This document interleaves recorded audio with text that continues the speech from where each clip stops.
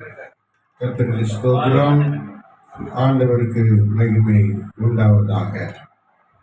மெய்யான தேவன் இயேசு கிறிஸ்து, வானத்தை பூமியை படைத்தவர் இயேசு கிறிஸ்து, சர்வ வல்லமை உள்ள ஆண்டவர் இயேசு கிறிஸ்து. எல்லாரும் சேர்ந்து பரிசுத்தர் பரிசுத்தர் பரிசுத்தர் சத்தமாய் சொல்லுவோம். பரிசுத்தர் பரிசுத்தர் பரிசுத்தர் பரிசுத்தர் பரிசுத்தர். கர்த்தர் நல்லவர், அவர் கிருபை என்றும் உள்ளது. இந்த தினத்தில் நாசரேத்தில இந்த சிறிய ஆலோசனை கூட்டத்தில் ஆண்டவர் நம்முடைய மத்தியிலே இருக்கிறார். அருமையான குடும்பத்தாருக்கு வாழ்த்துக்கள். கர்த்தர் நல்லவர். ரைட் ரெவரண்ட் டாக்டர் அலெக்சாண்டரே அவர்கள் senate of world bible bishop கவுன்சிலுடைய தென் தமிழ்நாடு பேராயராக 2-3 ஆண்டுகள் செயல்பட்டு கொண்டிருக்கிறாங்க. இன்றைக்கு அவர்கள் இந்த இடத்துல வந்து இந்த ஜெபத்தை தலைமையேற்று நடத்துகிறது மிக சந்தோஷமான ஒரு காரியம். அவர்களுக்கு வாழ்த்துக்கள். அதோடு கூட அவருடைய சகோதரர்கள் அருமையான அவர்கள் சுவிசேஷம் அவர்களுக்காக வாழ்த்துக்கள். அங்கே இருக்கிற எல்லா பரிசுத்தவான்களுக்கும் வாழ்த்துக்கள். என்னோடு கூட என்னுடைய துணைவியார் வந்திருக்கிறாங்க. கார்ஸ் மினிஸ்டர் பிரேயர் ஃபெலோஷிப்பினுடைய director right reverend doctor Chellarani வந்திருக்காங்க. அதோடு கூட நம்முடைய மாமாபுரம் ஏசரின் கரங்கள் திருச்சபையினுடைய founder and president right reverend doctor Sthothiram Jaya வந்திருக்கிறாங்க. அதோடு கூட கர்த்தருக்கு ஸ்தோத்திரம் வேலூர் மாவட்டத்தின் தலைவர், வேலூர் மாவட்டத்தின் பிஷப் டாக்டர் அருமையான ஜேம்ஸ் ஐயா வந்திருக்கிறாங்க. கர்த்தருக்கு ஸ்தோத்திரம். நிறைய ஊழியங்கள் 7-8 சபைகள் இருக்கிறது. நிறைய கிளைகள் அவரோடு கூட இருக்கிறாங்க. நம்முடைய senate of world bible bishop கவுன்சிலுடைய அட்வைசராக நம்முடைய மத்தியில் நமக்காக இருக்கிறாங்க. அவர்கள் இப்பொழுது நம்முடைய மத்தியில் சில வார்த்தைகளை நமக்கு ஆலோசனையாக தேவ செய்தியாக சொல்லுவார்கள். நம்ம எல்லாரும் கூடியிருப்பது தேவனுடைய திட்டம். ஆண்டவர் ஏதோ ஒரு மகிமையான காரியத்தை நமக்கு செய்ய போகிறார். ஆசீர்வாதத்தை அருளப் போகிறார். மேன்மையை கொடுக்க போகிறார்.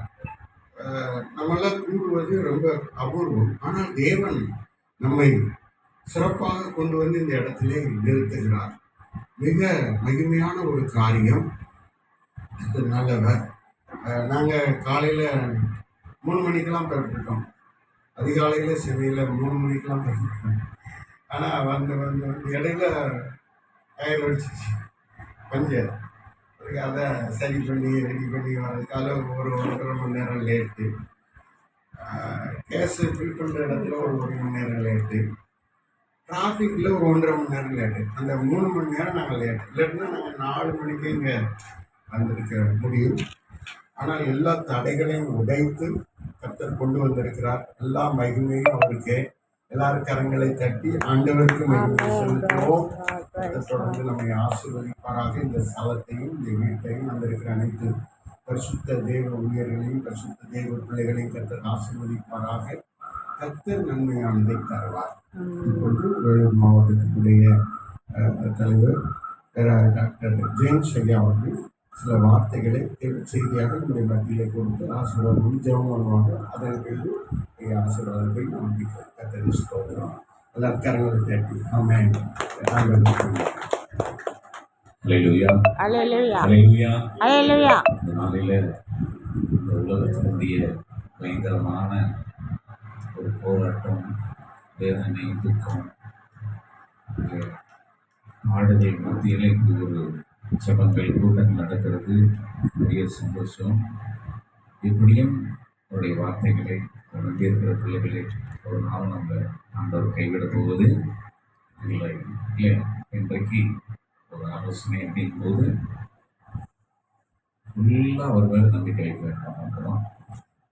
அப்போதான் உலக மனிதர்கள், உலகத்தினுடைய மனிதர்கள் சொல்லுகிற வார்த்தைகள் எல்லாத்தையும் நம்பி நம்ம வீண் போகாத முடியும்.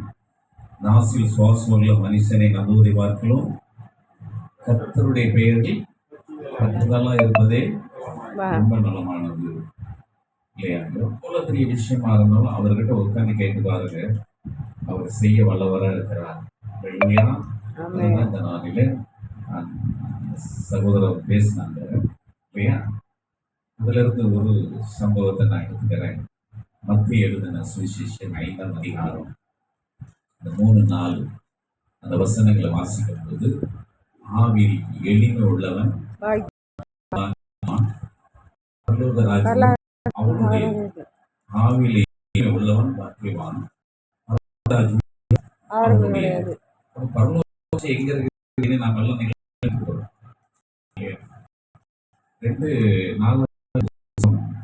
27ஆம் அதிகாரம் 31ஆம் வசனத்தை வாசிக்கிறது அங்கு சொல்லுகிறது. வாசிக்கலாம்.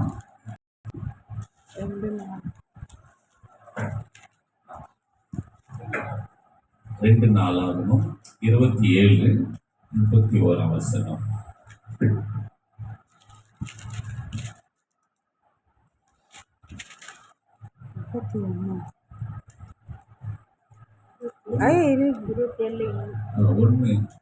ஒன்று 4:27-31 ஆசாரியர்கள் அப்படிங்கிற ஒரு தலைப்பு வரும்.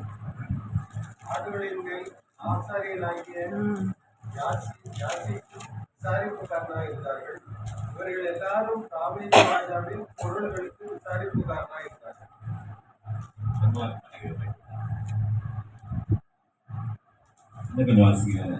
தாவீதின் சிறிய தகப்பனாகிய யோனத்தான் என்னும் புத்தியும் படிப்பும் உள்ள மனுஷன் ஆலோசனைக்காரனாக இருந்தார். அம்மோனியின் குமாரன் எகியேல் ராஜாவின் குமாரனோடு இருந்தார். 1:27-31 ஆடுகளின்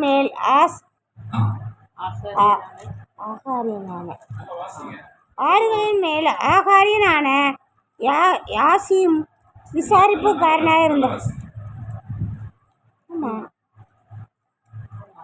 ஆடுகளின் மேல் ஆகாரியனான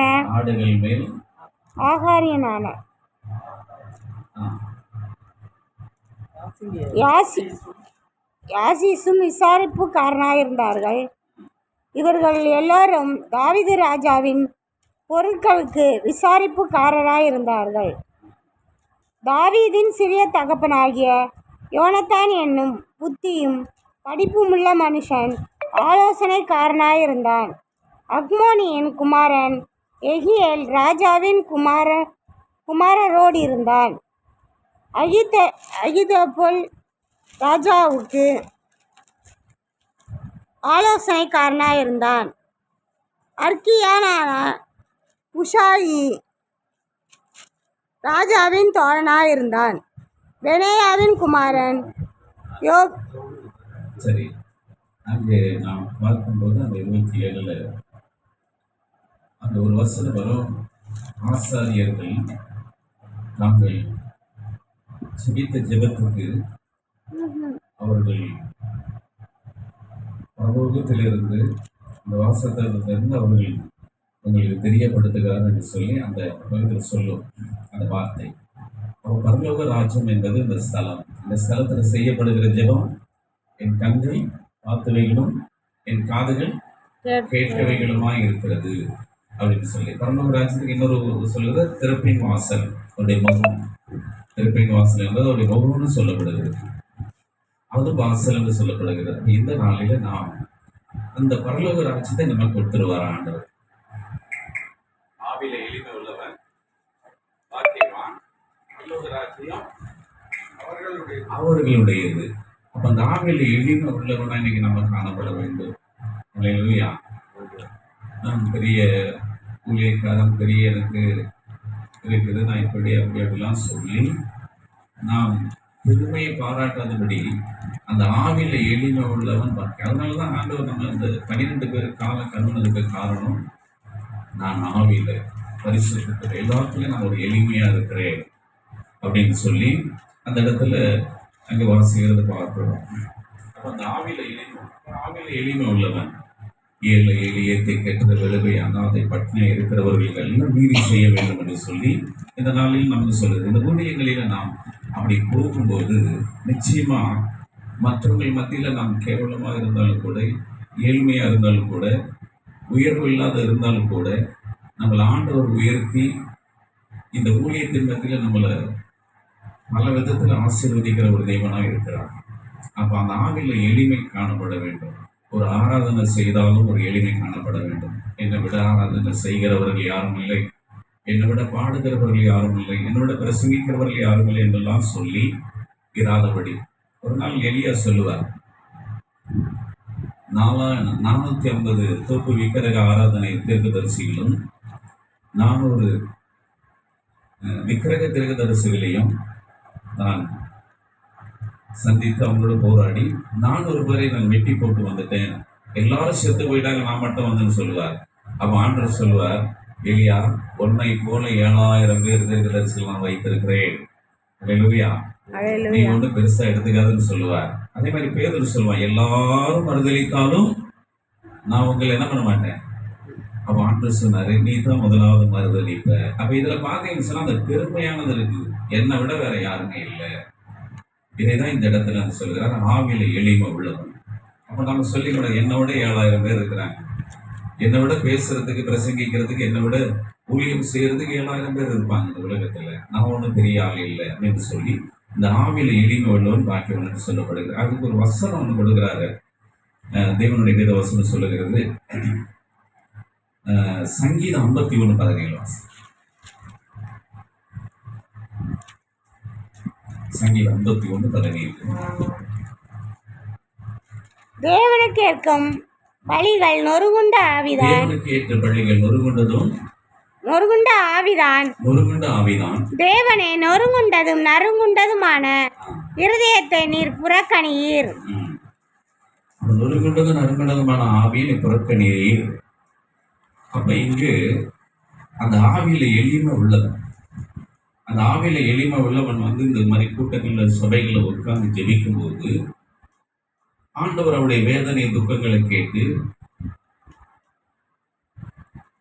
நீதிமொழி ஏசாயா 57:15 வாசிக்கும் போது அங்க சொல்லுகிறார். ஏசாயா 57:17.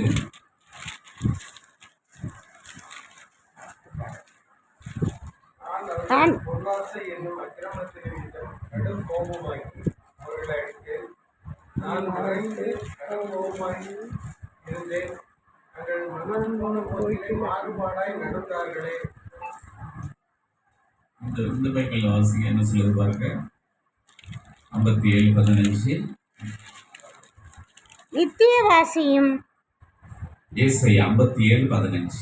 ஆமா, நித்தியவாசியும் பரிசுத்தர் என்கிற நாமமுள்ளவருமாகிய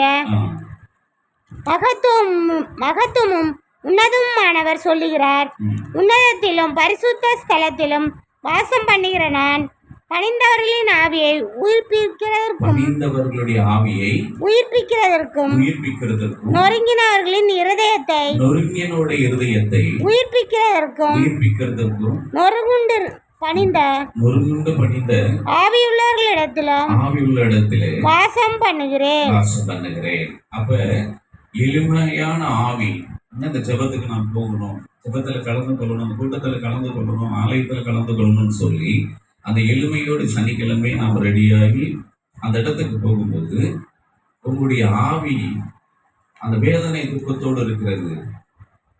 அப்ப இந்த ஆவியில் நீங்கள் சந்தோஷமா அங்க உள்ள வந்துட்டீங்க. வரும்போது உங்களுடைய ஆவி அந்த வேதனை துக்கத்தில் இருக்கிறது.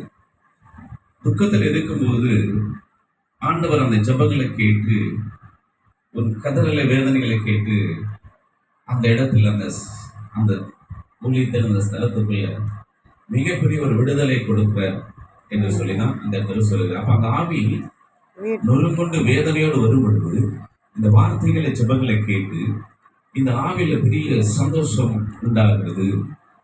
அந்த வேண்டுதல் அந்த ஜெபங்களை எல்லாம் கேட்டு உனக்கு நன்மை செய்கிறவராக இருக்கிறார். இதுதான் தானியேல் ஆவியில சந்தோஷமா இருந்தார். சந்தோஷமா இருந்தபடினாலே சிங்கக்கேபியில போடுவேன்னு சொல்லி ராஜா சொல்லும் போது அவன் பயப்படல. அவன் ஆவி தைரியமா இருந்தது. ஆனா சிங்கக்கேபியில போட்டுடுவே ராஜா உள்ள தூங்கும் போது அவன் ஆவி கலங்கினது என்று வேதம் சொல்லுகிறது. அந்த 6ஆம் அதிகாரத்திலிருந்து 18-19 கடைசி வாசிக்கும் போது அவன் ஆவி கடக்கிறது. முழுவதும் தூங்கல, வீணை வாசிக்கல, பாடல, ஜெபிக்கல.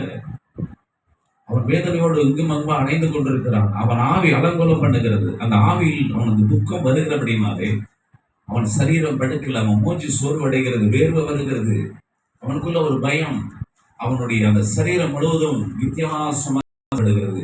அதுதான் இன்னைக்கு தேவனுடைய பிள்ளைகளாக்கி நாம் கூட இந்த இடத்துல நாம் ஆவில எப்பொழுதும் கலங்கினவர்களாக இருக்கக்கூடாது. ஒரு வார்த்தையை சொல்லும் என் வேலை சுகமாகுவான். அவனுக்கு அந்த ஆவியில பெரிய திகிரியம் இருந்தது. அந்த ஆவியில சந்தோஷமா இருந்தது. அவன் சொல்லுகிறான், எனக்கு போயிட்டு சொன்னா ஆளுங்க இருக்குது, வாழ்ந்து சொன்னா ஆளுங்க இருக்கிறது. ஆனால் நீங்கள் ஒரு வார்த்தை சொன்னா என் வேலைக்காரன் சுகமாகுவான். பாருங்க, அந்த ஆவியில எவ்வளவு பெரிய திகிரியம் இருந்தது. இன்னைக்கு கிறிஸ்தவருக்குள்ள இருக்கிற சிலர்களை பார்ப்பீங்கன்னு சொன்னா உள்ளுக்குள்ள பயம், மந்திரம், மாயம், விசாசு, வில்லு, சூனியம் இப்படிங்கிற ஒரு பெரிய பயத்துக்குள்ள இருக்கிறபடினாலே நம்முடைய ஆவி சோர்ந்து போயிருக்கிறபடினாலே நம்ம முகம் வாடி போய் கிடக்கிறது, நம்முடைய இருதயம் வாடி போய் கிடக்கிறது. வாடி அந்த வேதனை அடைகிறபடினாலே நமக்கு வியாதி வருகிறது. அல்லேலூயா. அதுதான் இன்றைக்கு ஆண்டவர் சொல்லுகிறார், அந்த ஆவியில எளிமை உள்ளவன், அவன் ஆவியில எளிமை உள்ளவன் அந்த ஆவியில சந்தோஷப்பட்டு அந்த ஜெபத்துல உட்காரும் போது அங்க ஆசாரியர்கள், ஊழியக்காரர்கள், சுவிசேஷர்கள் அந்த செய்தியை உண்மையா கொடுத்து அந்த ஆவியில அவங்களை பலப்படுத்தும் போது அவங்களுக்கு பெரிய சந்தோஷம் அவங்க ரட்சிப்பு அடைகிறார்கள். அல்லேலூயா. ஆண்டவருக்குள்ள வருகிறார்கள். இதுதான் இன்னைக்கு ஆண்டவர் செய்த அந்த ஒரு பெரிய வேலை, தாழ்மை. அந்த எளிமையா இருந்தார் ஆவியில. சமாரியா பெண்ணிடத்துல போய் உட்காந்து திண்ணையில என்ன பண்ணாராம், தண்ணி வாங்கி குடித்தார். ஆனா சரிசெய்த வேத பாதம் என்ன சொல்லுகிறார்கள், இவர்கள் வீட்டில் போய் தண்ணி குடிக்கிறார் என்று சொல்லி குற்றம் கண்டுபிடித்தார்கள். அதுதான் இன்றைக்கு நாம் கூட இந்த ஆவியில எளிமை உள்ளவர்களாக இருந்து நாம் ஊழியம் செய்யலாம். பெரிய இப்படிதான் இருக்கணும், இப்படிதான் போகணும் அப்படிங்கிற மாதிரி இல்லாதபடி ஏழை எளிய திக்கற்ற விதவைகள் அனாதை பட்டினியாருக்கு நீதி செய்வோம். நிறைய 150 இல்லையா, அந்த 152 பக்கத்திலாம் பார்க்கும்போது சொல்லுவார், விதவைகளுக்கு முதலிடங்கள், ஏழை எளிய திக்கற்றவர்களுக்கு உதவி செய்யும்னு சொல்லுகிறது. அப்ப இன்னைக்கு நம்ம அப்படி செய்யும், அதை செய்யதான் நம்ம இன்னைக்கு இந்த ஊழியம். அன்னை தரசாவுக்கு உலகம் முழுவதும் பேசுது. ஏன்? அவங்க ஆவியில எளிமை உள்ளவர்களாக இருந்து திக்கற்ற விதவை, பிச்சைக்காரர் அத்தனை பேருக்கு உதவி செய்தார்கள். இன்னைக்கு எங்களை போல ஊழியக்காரர்கள் யாருக்காவது உதவி செய்ய முன் வருகிறோமா? இல்லை, கோச்சிக்காதீங்க. எத்தனை சபைகள், எத்தனை ஸ்தாபனங்கள், எத்தனை மருத்துவங்கள், எத்தனை காலேஜ், பள்ளிக்கூடம் இருக்கிறது. ஒரு ஏழை கிறிஸ்தவனுக்கு ஒரு 10,000 ரூபாய் இல்லையா கம்மி பண்ணுவாங்களா, கன்செஷன் பண்ணுவாங்களா? ஒரு ஏழை மாணவன் ஒரு பெரிய சீட் கொடுப்பாங்களா? எத்தனை கோபுரங்கள், எத்தனை கோயில்கள், எத்தனை விதமான காரியங்களை நீங்க கட்டி பெருமைப்படுத்திக் கொண்டிருக்கிறீங்களே. இந்த ஆவியில பெருமையா இருக்கிறதே, நான் பரலோகராஜ்யம் போக முடியுமா? ஆவியில எளிமை உள்ளவன் வாக்கியவான் இந்த வேதம் நமக்கு சொல்லுது. பாருங்க, இன்னைக்கு ஒரு பட்டிமன்றத்தில் பேசும்போது அவர் ஒருத்தர் சொல்லுகிறார், ஒரு ப்ரோக்ராம் போயிருக்கும் போது அவர் சொல்லுகிறார், இன்னைக்கு யாரும் நடிகர் சூர்யா, அந்த சூர்யாவை பற்றி 6-7 பிள்ளைகள் பேட்டி கொடுக்குறாங்களாம். என்னை கலெக்டர் படிக்க வைத்தார் சூர்யா, என்னை வக்கீலுக்கு படிக்க வைத்தார்கள், ஒருவர் என்னை டாக்டர் படிக்க வைத்திருக்கிறார்கள். அல்லேலூயா. என்னை பற்றி சொல்ல முடியுமா? ஜேம்ஸ் என்னை படிக்க வச்சிருக்கிறார்.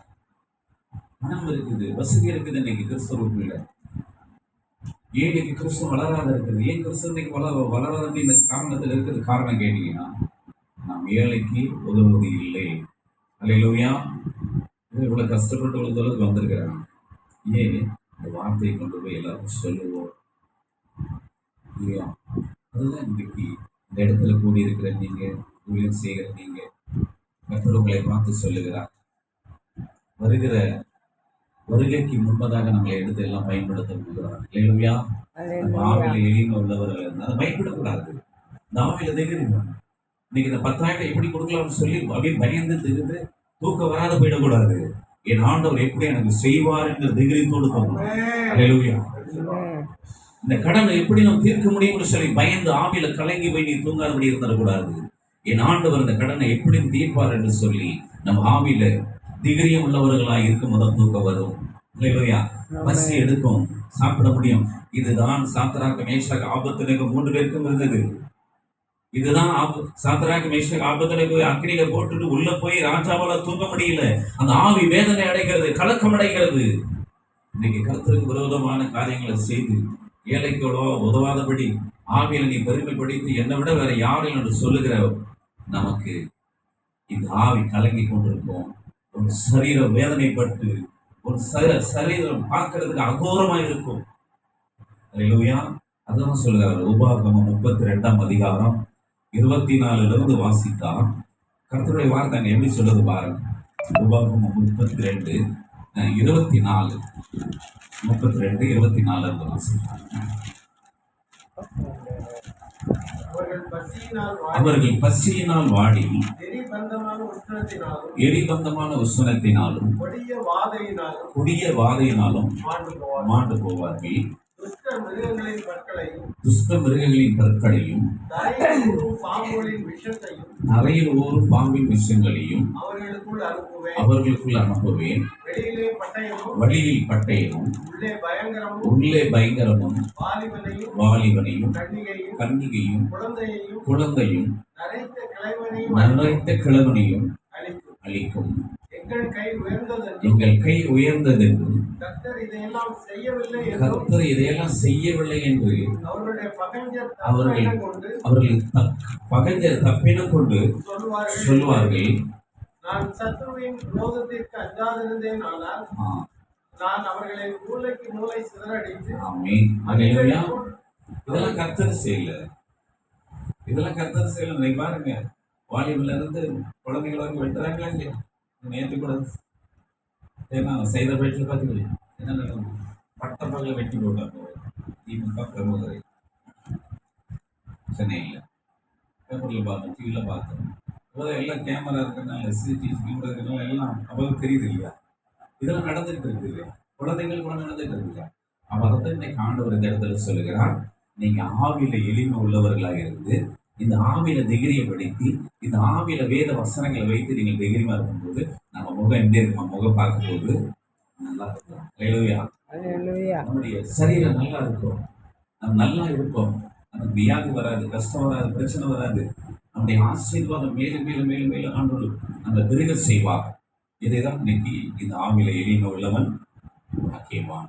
ஆக அந்த ராஜாங்களுடைய ஆவிகளை எப்படி இருந்தது? அந்த யோசுவனுடைய ஆவி எப்படி இருந்துச்சு இல்லையா? எவ்வளவு பிரச்சனை, எவ்வளவு போராட்டம். ஆனாலும் யோசுவனுடைய ஆவி திகிரியுமா இருந்தது, ராஜாவானா. அல்லேலூயா. இன்னைக்கு ஒருவேளை இந்த ஊழியம் நாம் கஷ்டத்தில் இருக்கலாம், ஏழ்மையா இருக்கலாம், நம்மளை குறித்து குற்றம் குறைகள் சொல்லிக் கொண்டிருக்கலாம். இது என்ன ஊழியம், இது என்ன அப்படியெல்லாம். ஆனால் நம்ம ஆவில எளிமையா இருந்து அவர் நோக்கி பார்ப்போம், அவர் ஒரு நாள் நம்மளை உயர்த்தி வைப்பார். அல்லேலூயா. வருகையில நீங்களும் நானும் அற்புதம் செய்யக்கூடியவர்களா வைப்பார். நீங்க அதெல்லாம் எதிர்பார்த்துட்டு இருக்கிறாங்க, யாரெல்லாம் எனக்கு செவி கொடுக்குறாங்க பார்த்துக்கிட்டே வர்றாங்க இல்லையா? அதான் ரொம்ப அழகா சொன்னார். எசேக்கியேல் 3ஆம் அதிகாரம் 3ஆம் வசனம் சொல்லுகிறார், இஸ்ரவேல் ஜனங்கள் வணங்க கழுத்துள்ளவர்கள், என்னுடைய வார்த்தை அவர்கள் கேட்கவில்லை. உன்னுடைய வார்த்தைகளை கேட்பார்கள் கேட்க மாட்டார்கள் தெரியாது. ஆனாலும் நீ போய் அந்த வார்த்தைகளை அவர்கள் கேட்டாலும் கேட்காவிட்டாலும் அதை அவங்க காதலில் கேட்க பேசு அப்படின்னு சொல்லிட்டு அவங்களெல்லாம். இப்ப வார்த்தைகளை கேட்கறதுக்கு பிராணி இல்லை பலருக்கு, சிலருக்கு தான் இருக்குது. வருகையில அந்த சிலரையும் அற்புத அடையாளங்களை செய்யும்படி நம்மளை நிறுத்தி, நாவில எளிமை உள்ளவர்களை நிறுத்தி, குருடர் சிவடர் முடவர் சப்பானி பூமைகளை குணமாக்கும்படியான அந்த வரங்களை உங்க கையில கொடுத்து நிற்க வைப்பா. இந்தியாவில இருந்து தான் பெரிய அற்புதம் நடக்க போகிறது, அது தமிழ்நாட்டில இருந்து தான். அல்லேலூயா. இல்ல அருமையான பேரு நாசரத். இங்க இருந்தும் நடக்கலாம் இல்லையா? 10 குருடரை பார்வையடைய வச்சா 27 நாட்டுல இருந்து வந்துருவான், 56 நாட்டுல இருந்து வந்துருவான் இல்லையா? இன்னும் ஒரு 4 நாடு இருக்கு இல்லையா? இங்க இருந்து மொத்த பேர் வருவான். அப்ப மொத்த பேரையும் குருடனை பார்வையடைய வச்சிருக்கோம், முடவனை நடக்க வச்சிருக்கோம், சப்பானியை ஓட வச்சிருக்கோம், எல்லாம் ரசிக்கப்பட வைக்கிறோம். எல்லா சனமும் இப்படியாப்பட்டவங்களை நம்பி ஓடி வருகிறது உலகம் முழுவதும். அல்லேலூயா. வருகை வந்துருச்சா? இதுதான் இன்னைக்கு இருக்கிறது. அவர் சொல்லக்கூடிய அந்த வார்த்தை, ஆவில எளிமை உள்ளவர்களாய் மாற்றி என் வருகைக்கு அற்புத அடையாளம் செய்கிறவர்களாய் இவங்களெல்லாம் என்னுடைய வரங்களை கையில கொடுது. அப்பொழுது வருகையில இவர்கள் அற்புதம் செய்வார்கள். என்னை விட பெரிய ஆள் இல்லைன்னு சொல்லி ஆவியில பெருமைப்பட்டவர்கள் அத்தனை பேரும் வெட்கப்பட்டிருப்பார்கள் தான் சொன்னார். மாடியில் இருக்கிறவனை குப்பையில தள்ளுவேன், குப்பையில இருக்கிறவர்களை மாடியில வைப்பேன்னு சொல்லியிருக்க அந்த வார்த்தை நிறைவேற போகிறது. அதனால் எளிமையா இருக்கிற ஊழியக்காரர்கள் ஒரு நாளும் சோர்ந்து போகாதீங்க, வெட்கப்படாதீங்க. கர்த்தர் நிச்சயமா செய்வார். என்னுடைய என்ன இன்னைக்கு ஆண்டவர் நல்ல விதத்தில் உயர்த்தி வைத்திருக்கிறார் இல்லையா? நான் யாருக்கிட்டும் எதை கேட்டது கிடையாது.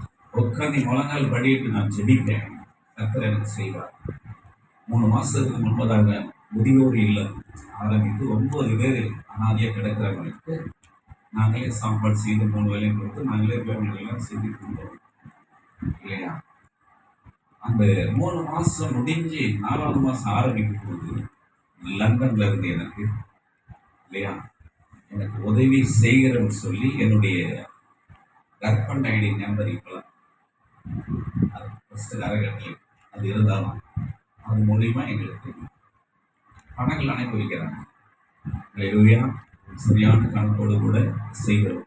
அந்த ஏழை எளியவருக்கு இறங்கினதுனால இல்லையா பல லட்சக்கணக்கில் அனுப்பி வச்சாங்க. அதெல்லாம் எதிர்பார்க்கவே இல்லை.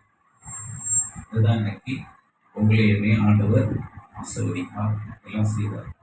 எங்கள் ஊரில் எனக்கு ராமநாட்டில் இருந்து போய் சென்னையில் இருந்தோம், சென்னையில் கடை வச்சோம், சென்னையிலேருந்து 2 கிராமத்துக்கு போனோம். இப்போ தங்கியிருக்கிற கிராமத்தில் லாஸ்ட் கடை வச்சு லாஸ்ட் சைக்கிள் சொல்லுவோம். நான் இந்துவாக இருந்தேன், பிள்ளையார் பார்த்தேன். அந்த கடை எல்லாம் போயிடுச்சு, ஒன்றுமே இல்லை. லாஸ்ட் அன்னைக்கு நம்ம வாழ்ந்து கேட்டவங்க யார் வீட்டில் போய் நம்ம சாப்பாடு கேட்குது. அப்பாவும் அக்கா வெளியில் போயிட்டாங்க, நானும் தங்கச்சி மட்டும் இருக்கிறோம். நைட்டு சாப்பாடு இல்லை, நாங்கள் அப்படியே தண்ணி குடிச்சிட்டு தான் இருக்கோம். அப்போ நான் என்ன பண்ணேன், நாளைக்கு நம்ம செத்துறணும், அம்மாவும் அக்காவும் அப்பா வந்த பிற்பாடு 4 பேருமே செத்துறோம்னு சொல்லி கூழ் வாங்கி அந்த விஷம் வச்சு அதில் வச்சுருக்கோம், உங்களுக்கெல்லாம் கொடுத்துட்டு கிளாஸில் செத்துறோம். அந்த நேரத்தில் தான் நம்ம என் பக்கத்து வீட்டில் இருந்து ஒரு தம்பி அங்கே இருக்கிற சிஎஸ்சி சர்ச்சுக்கு எனக்கு மியூசிக் குரூப்லாம் தெரியும். இதுதான் எங்கள் அப்பா மியூசிக்லாம் வச்சுருக்கிறாரு, கச்சேரியும் வைப்பாங்க. அவங்க ஒரு கட்டியக்காரர், கிராமலாம் அந்த நாளில் நடத்துவாங்க. அந்த இதில் எனக்கு அந்த மியூசிக்கெல்லாம் புரியும். அப்போ சொன்னால் தம்லாம் வாசிக்க என்ன கொஞ்சம் வாங்க எனக்கு கூப்பிட்டாங்க. நான் தான் இதில் பக்தியாக இருக்கிறேங்க, நான் இங்கே போக முடியும். நான் முதல்ல சொல்லுவேன், ஒரு 1/2 மணி நேரம் நான் தொந்தரவு பண்ணுறேன். சரி சாயந்தரம் ஒரு 7 மணிக்கு சரி நான் வரேன் அப்படின்னு சொல்லி போய் அங்கே வாசிக்கிறோம். அப்போது ஒரு 1000 சிங்காரம் ஐயர் அப்படின்னு சொல்லி ஒரு 1000 வாலாஜப்பேட்டை, ராணிப்பேட்டை மாவட்டம் வாலாஜப்பேட்டையில் அவங்க இருக்கிறாங்க. அப்போ அது வந்து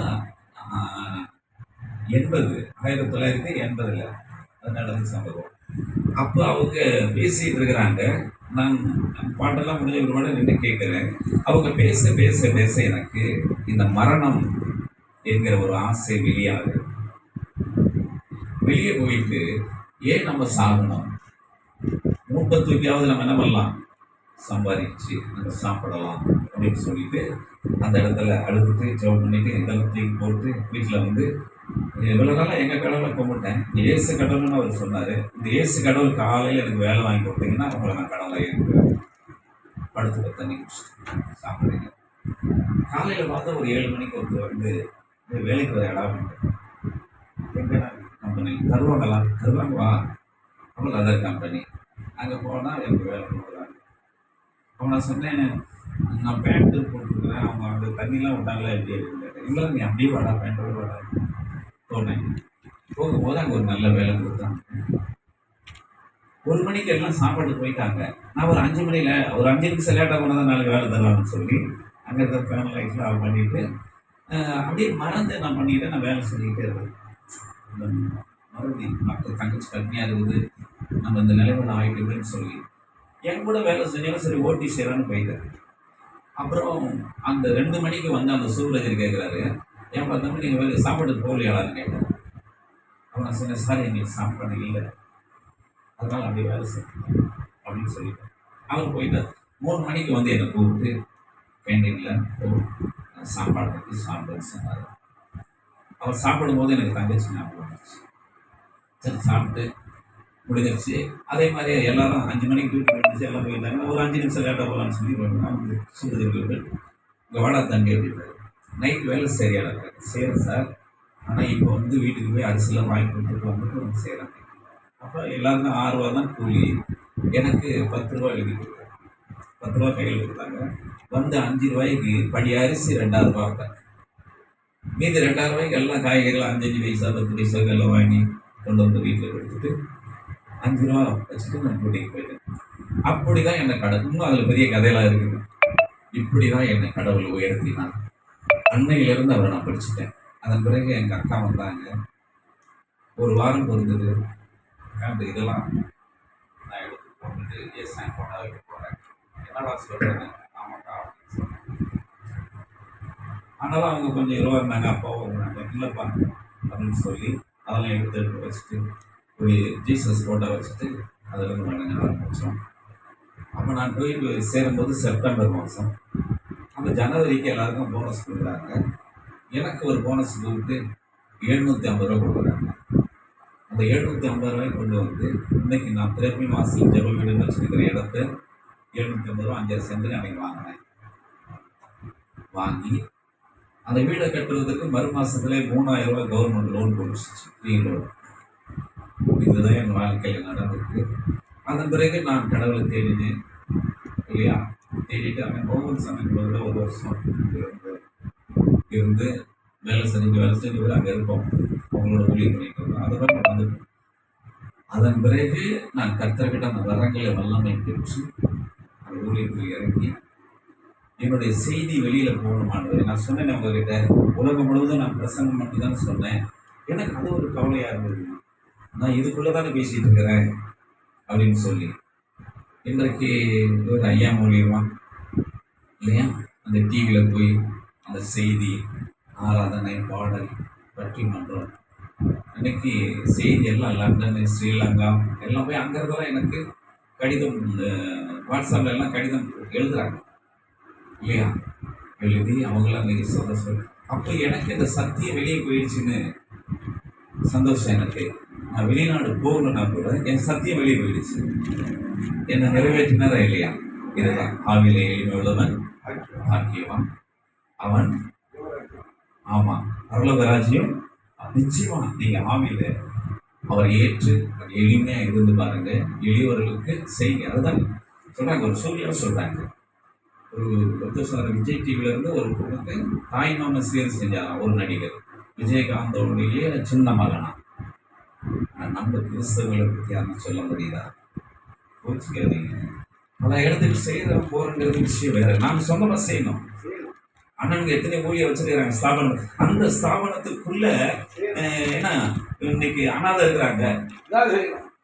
இல்லையா அன்னைக்கு ஐடியாஸ்க்கு பாருங்க. இது எஸ்எம்சியில் சிஎம்சியில் இல்லையா என்ன வச்சுருந்தாங்க? ஊழியை வச்சுருந்தாங்க. குஷ்ரோகியில் வச்சு சுகமாக்கி வச்சுருந்தாங்க. குருடர்களை வச்சுருந்தாங்க. எல்லாத்தையும் வச்சு ஐடியாஸ் கடை அவங்களும் பூம்ஸா வச்சு நடத்துனாங்க இல்லையா. ஃப்ரீ படிப்பு கொடுத்தாங்க இல்லையா. ஆனால் இன்றைக்கி இதைதான் ஆண்டவர் வேதனை. இதைதான் இன்னைக்கு ஆண்டவர் வேதனை. நீங்களாம் அதை ஒரு ஏழைக்கு செஞ்சு பாருங்க. அதை இருக்கிறவங்களுக்கு இல்லை. நாங்கள் ஒரு கையெழுத்து வாங்கணும். யாருமே இல்லை. சாப்பாடு போகிறதுக்கு யாரும் இல்லை. 3 பேரும் கையெழுதி இருக்குது இல்லையா. அம்மா பிள்ளைகள். அதுதான் இன்னைக்கு சரி கட்டுற இந்த நாளையில் இந்த நேரத்தை ஒதுக்கி கொடுத்ததுனால ரொம்ப சந்தோஷம். அதனால் உங்களுக்கெல்லாம் வசனம் தெரியும். நான் பாதியில் வந்த கிறிஸ்தவர், நீங்கள் ஆதியிலிருந்து கிறிஸ்தவர்கள். உங்களுக்கு தெரியாதது ஒன்றுமே இல்லை. பரிசுத்தாம என்கிட்ட பேசுனதை உங்களோட பகிர்ந்துக்கிட்டேன். தயவு செய்து மன்னிச்சிருந்தோம். அதனால் இன்றைக்கு இந்த ஆண்டில் விலப்படுவோம். எனக்கு கொடுக்குறது ஆண்டவர். இன்னைக்கு ஓட்டர் சைக்கிளில் போனேன். 5 ரூபாய் காசு இல்லை. ஆனால் இன்னைக்கு 10 லட்ச ரூபா கால் கொடுத்து யாருக்கு கேட்கல. உட்காந்து ஜெபம் பண்ணுறோம். கொடுத்துக்கிட்டே இருக்கிறாரு. உட்காந்து ஜெபம் பண்ணுறோம். ஆண்டவரே எனக்கு 10,000 வேணும். நம்ப மாட்டீங்க. அது போய் காணிக்க வரும்போது வீட்டில் வந்து ஜெபம் பண்ணிட்டு 10,000 இருக்குது காணிக்க. அதில் எண்ணி பார்த்தா இல்லையா 5,000 இருக்குது. ஒரு நாள் வீட்டில் வந்து கொஞ்சம் கையடாக இருக்குது. உட்காந்துட்டு நான் ஊழியத்துக்கு போக அன்னைக்கு யாராவது வந்து ஜெபம் பண்ணிட்டு 1000 ரூபாய் கையில். அவன் என் சம்பளம் எவ்வளோ ஒரு நாளைக்கு? 1000 ரூபா. இதில் தான் நான் கஷ்டமாக பார்க்க எடுத்து வச்சு இந்த மாதிரி எளியவர்களுக்கெல்லாம் நான் செய்து கொடுப்போம் இல்லையா. அதை செய்யுங்க. நிச்சயமாக இந்த இடத்துல அதை நான் ஊர் ரொம்ப நாள் இந்த இடத்துக்கு வரணும்.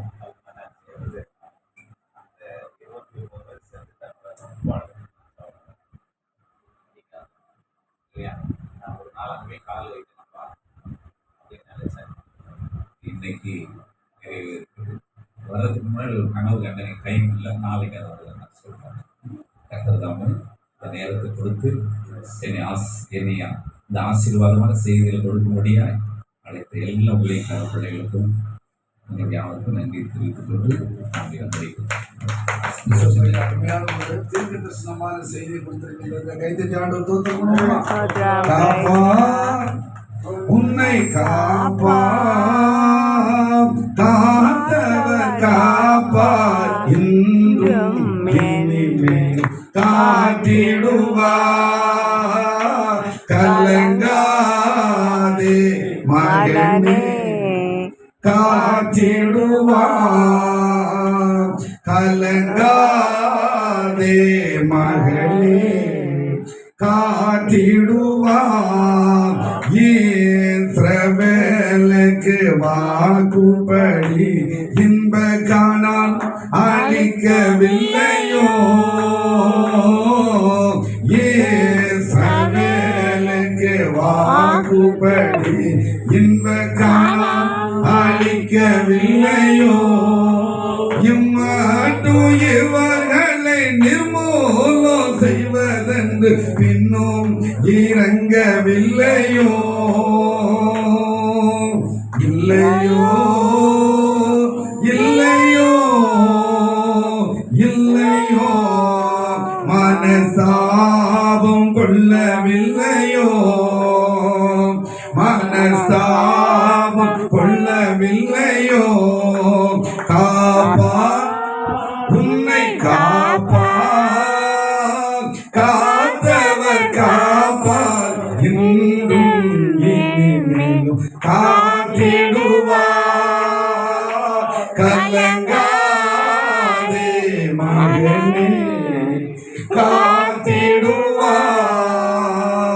கலங்காதே மகனே காத்திடுவார். ஒரு 3 அலேலியா சொல்லுவோமே.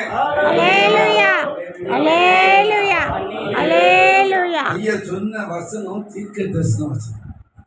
அது நான் இந்த ஊழியம் செய்யறதுனால எனக்கு அது ஆவியில் தெரிஞ்சுட்டு என்ன அப்படின்னா, வெளிப்படுத்தும் புஸ்தகம் 22ஆம் அதிகாரத்துல கர்த்தர் இதோ நான் சீக்கிரமாய் வருகிறேன், அவனுக்கு நான் செய்கிற வேலை இன்னும் கூட வருது.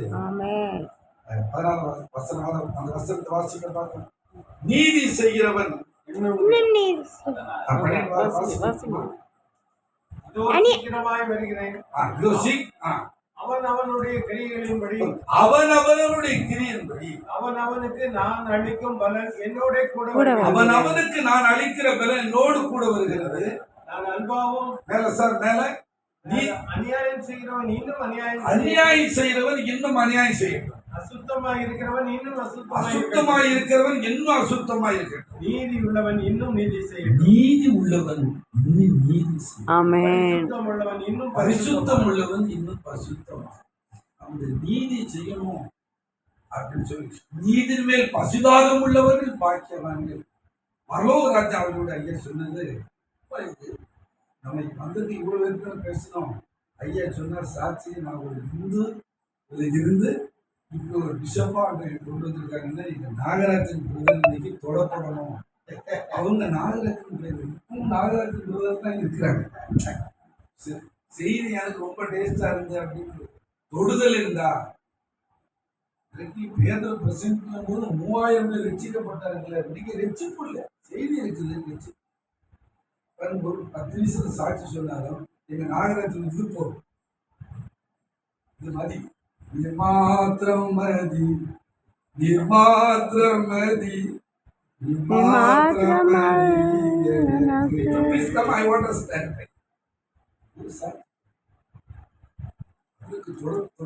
தொடப்பட்டு இன்னும் நாகராஜன் தான் ஆண்டவர் இப்பதான் அறிஞ்சு வர்றாங்க. இன்னும் அங்க நிறைய ஆயுதங்கள்லாம் இருக்குது, அதை இன்னும் வெளியேற்றல. இன்னைக்கு கண்டிப்பா ஐயா செய்தி வந்த உடனே இன்னைக்கு அவங்களுக்கு அதெல்லாம் எப்படி நீ பிழைக்கிற வேண்டியதான்னு சொல்லி வெளியேற்ற வேண்டியதா நீ கூப்பிட்டு. நாங்க அறிமுகமானவங்க, தெரிஞ்சவங்க. நீங்க சென்னையிலிருந்து வந்து தீர்க்க தரிசனமாக இப்படி சொன்ன உடனே நேருக்கு நேரம் பாருங்க. அன்று எப்படி இது கர்த்தர் பேசுற அந்த வசனத்தை சொல்லப்பட்டிருக்கிறது. இந்த தீர்க்க தரிசன வசனங்கள் உண்மை. இந்த ஞானத்தின் போது எப்படி புறப்பட்டார் அக்காவும் 5 பெண் பிள்ளைங்க, 5 பேரை மெடிக்கல் படிக்க வச்சிருக்காங்க. எப்படி படிக்க வச்சது இல்ல இன்னும் ஒரு காரியம். இந்த சூழ்நிலையில் சர்ச்சை கட்டுமான பணிக்கிறது அவர் உதவி செய்யணுங்கிறது அப்ப நம்ம என்ன செய்யணும் அப்படிங்கிறது தான் யோசனையா. நமக்கு இன்னும் நம்ம எதையாவது என்ன செய்யணும்? சரி, நீதி செய்யறவர்கள் இன்னும் நீதியும் செய்யணும், ஏதாவது செய்யணும். அதே போல இந்த சாதம் வந்து இருக்கிறவங்க எல்லாருமே வந்து ஆண்டவருக்காக ஏதாவது ஒன்று செய்யணும், ஏதாவது ஒன்று செய்யணும் அப்படின்னு சொல்லிதான் தீபம். நீங்க சொன்ன போல நான் நிறைய கிறுக்கு இந்த ரோட்ல கிறுக்கெல்லாம் தூக்கி போய் குளிப்பாட்டி சோறு கொடுத்து சங்கிலி போட்டு அப்படி நிறைய ஊழியம் டெவலப் ஆயிடுச்சு. இது சாட்சி எனக்கும்.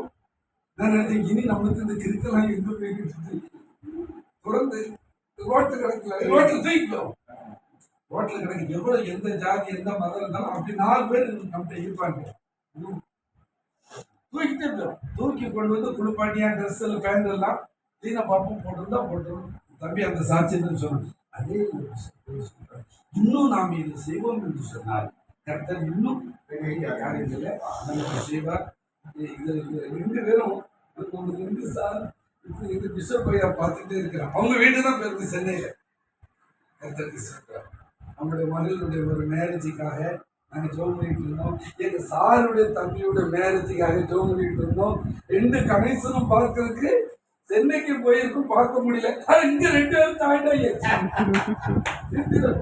என்ன அதிசயம்னு எனக்கு ஒண்ணும் கிடைக்கும்.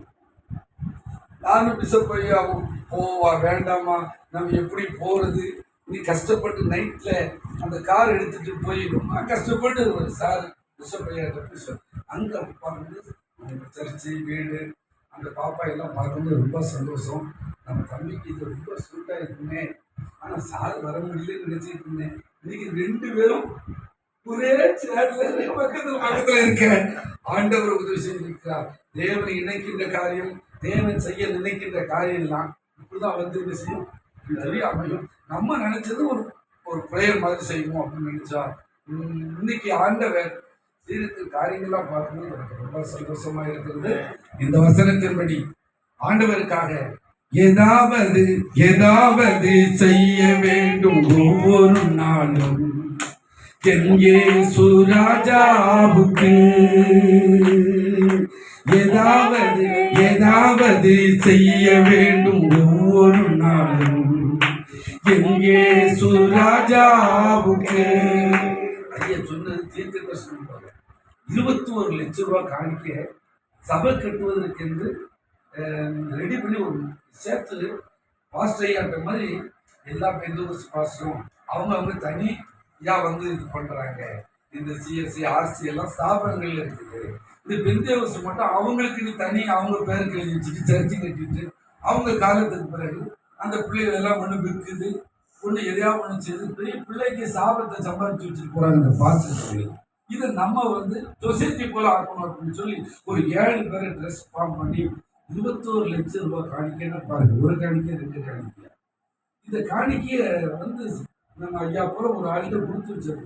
திடீர்னு பணம் பார்த்தீங்களா, இங்கிருந்து தூத்துக்குடியிலிருந்து போய் கன்னியாகுமரி மாவட்டத்துல போய் இந்த பணங்களை இது பண்ணி ஒரு பெரிய மண்டபத்தை நாங்கள் வாங்கிட்டோம்.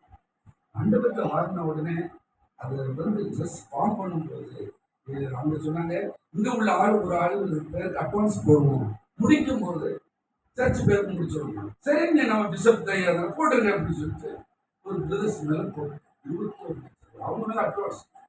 முடித்த பிறகு நம்ம சர்ச்சுக்கு ட்ரெஸ் இல்லை முடியும், எல்லாத்தையும் முடியும் போகும்போது ட்ரெஸ்ஸுக்கு சர்ச்சுக்கு எழுத போகும்போது அவர் என்ன பண்ணிட்டாருன்னா பாஸ்டர் நம்ம 2 பேர் பேருக்கு எழுதணும். என் பேருக்கே நான் எழுத ஒரு பாஸ்டர், நானே ஒரு பொதுவாக வைக்கணும்னு ஆசைப்பட்டேன். இது காணிக்க நம்ம 2 பேருக்கு எழுதினா அது நல்லா இருக்கு. உங்களுக்கு வேணா ஜோசியத்து 7 பேர் இருக்கும்ல, 7 பேர் இருக்கு. உடனே என்ன சொல்லிட்டாருன்னா, இல்ல பாஸ்டர் யோசித்து செய்வோம் அப்படின்ட்டு போயிட்டாரு. அவரு பேருக்கு 21 லட்சம் ரூபாய் எடுத்து காணிக்காச்சு. நான் சொன்னேன், இவ்வளோ பணம் தான் கஷ்டப்பட்டு பிசாசு துரத்தி உபவாசம் இருந்து இவ்வளோ காணிக்கு 21 லட்சம் ரூபா, 1 லட்சம் ரூபா 2 லட்சம். ஆண்டவர் நான் என்ன செய்யறது அப்படின்னு சொல்லிட்டு ஆண்டு சொன்ன, அந்த காணிக்கை நான் தந்திருந்தேன், அதை நான் பார்த்துக்கிடுவேன், நீ விட்டு உனக்கு சர்ச்சு இதே இடத்துல கட்டி தருவேன்னு சொல்லி அந்த 21 லட்சம் ரூபா போயிட்டு நான் போயிட்டு கேட்கவில்லை. எல்லாரும் சொன்னாங்க கேஸ் கொடுங்கன்னு சொல்லி, வேண்டாம் காணிக்கை தரேன், நமக்கு ஆண்டவர் தருவார் அப்படின்னு சொல்லி இதே இடத்துக்கு கீழே 1 கோடி அளவுல சர்ச்சு கட்டக்கூடிய அளவுக்கு கர்த்தர் கிருபை செய்தார். ஒரு கர்த்தருக்கு சொல்றோம் 21 லட்சம் ரூபாய் பொண்ணும் 1 கோடி அளவுக்கு சர்ச்சு கட்டுவதற்கு கர்த்தருக்கு விஷயம். எதை நம்ம இழந்தாலும் கிறிஸ்துக்காக இழந்த யாரும் கைத்தராமல். இப்ப நம்ம திருச்சூர் நம்ம போறோம்ல சார், ஃபர்ஸ்ட்யா திருச்செந்தூர், அதில் யாரும் சர்ச்சு கட்ட மீன் அதுலேயும் இப்போ ஒரு சர்ச்சை கட்டுவதற்கு அவங்க கான்கிரீட் போடுறதுக்கு உதவி செய்திருக்கிறார். பிஷப் நாளைக்கு வருவீங்களா கொஞ்சம் பார்த்து நீங்க ஜோம் பண்ணணும். ஆண்டவர் முடிச்சு பிரசர் பண்றதுக்கு நீ கண்டிப்பா என்ன செஞ்சிடணும், எல்லாம் இப்படி டீமா அதன்படி ஜபிக்கும்படி ஒரு அன்போடு கேட்டு இன்னும் நாம் நீதியை செய்வோம். கண்டிப்பா கர்த்தருக்கு நம்மளே நம்ம குடும்பத்தையும் கர்த்தர் ஆசீர்வதிப்பார். இப்போ ஒரு சின்ன ஜபம் நம்ம சார் பையனுக்காக, மேரேஜுக்காக பிஷப் ஐயா கர்த்தருக்கு சொல்லு. அவங்க ரொம்ப பாசமா இருப்பாங்க. அவங்க ரொம்ப முடியாம இருந்தது, அவங்க அன்பினித்து தான் வந்திருக்காங்க. மற்றபடி கோடி பணம் கொடுத்தா வரவே மாட்டான். ஒரு அன்பு, ஒரு ஐக்கியம், நம்ம பிரதோஷம் இருக்கிறோம் அப்படின்னு சொல்லி தான் வந்திருக்கிறாங்க. இந்த பாஸ்டரோட மகளோட 2 மேரேஜ் ஆண்டவர் ஒரு உதவி செய்யும்படியாக நம்ம எல்லாரும் எழுப்பி நின்று கர்த்தருக்கு ஸ்தோத்திரம் ஜெபம் பண்ண பிஷப்பையாக கர்த்தரை ஸ்தோத்திரம் பண்ணுவோம். ஸ்தோத்திரம், பிரைஸ் தி லார்ட், ஸ்தோத்திரம், ஸ்தோத்திரம். தொடக்கம் முதல் இந்த நேரம் வரைக்கும் ஆவியானவரும் ஆண்டவருடைய வார்த்தைகளும் நம்மை நடத்தினதற்காக எல்லாரும் ஸ்தோத்திரம் பண்ணுவோம். பிரைஸ் தி லார்ட், ஸ்தோத்திரம், ஸ்தோத்திரம், ஸ்தோத்திரம், ஸ்தோத்திரம். அருமையான நம்முடைய பேராயர் வேதராஜ அவர்களுடைய குடும்பத்திற்காக, அருமையான இந்த குடும்பத்திற்காக நாம் கர்த்தரை ஸ்தோத்தரிப்போம். ஸ்தோத்திரம், ஸ்தோத்திரம், ஸ்தோத்திரம். ஆண்டவருடைய தொடர்ந்து நடத்துவார். ஆமென், ஆமென். மகா இரக்கமும் அன்பு கருவு நிறைந்த அன்பின் தகப்பனே, உன் சித்தம் இல்லாமல் தலையிட்டு வருவதில் வானம் சிங்காசனம் பூமி பாதப்படையும் ஜோதியின் பிதாவோடு தெரிவிக்கிறார்கள். பூமியில் ஒரு காரியம் நடக்காது. எல்லாவற்றையும் கேட்டோம். நீ செய்த ஒரு நன்மைகளை ஆண்டவரை என்னுடைய சித்தமான நன்மையை கேட்டோம். அந்த இந்த குடும்பங்களை சகோதரிகள் அந்த எல்லா ஊழியக்காரும் பிதா அந்த பிரசுத்தவங்களை நாமத்தில் ஆசீர்வதி தொடர்ந்து மக்கள் ஆமென், ஆமென். மனவனே உன் ஆத்துமா வாழ்வது போதும், எல்லாவற்றிலும் வாழ்ந்து சுகமாயிரு மகனே. மனவனே உன் ஆத்துமா வாழ்வது போதும், எல்லாவற்றிலும் வாழ்ந்து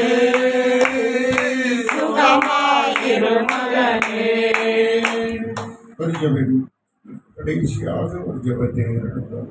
பரலோக பிதாவை ஸ்தோத்திரிக்கிறோம். இங்கே வந்திருக்கிற இந்த கூட்டத்தில் ஒவ்வொருவரையும் தனித்தனியாக பெயர் பெயராக ஆண்டவர் தொட்டு ஆசீர்வதி. ஆவியாத்மா சரீர குடும்பங்கள், வீடுகள் ஆசீர்வதிக்கப்படட்டும். பிள்ளைகள், பிள்ளைகளின் பிள்ளைகள் வாழ்க்கை ஆசீர்வதிக்கப்படட்டும். இன்றைக்கு இந்த இடத்துல என்ன தேவையோடு, என்ன எதிர்பார்ப்போடு வந்திருக்கிறார்களோ எல்லா காரியத்தையும் தேவன் நிறைவேற்றிக்கூடும். வாழ்க்கையிலே மேலும் மேலும் உடைய ஆசீர்வாதம் தொடரும்படிக்கு உதவி செய்யும். உடைய நன்மைகளால் எல்லாரையும் நிரப்புங்க, எல்லாரையும் நிரப்புங்க, எல்லாரையும்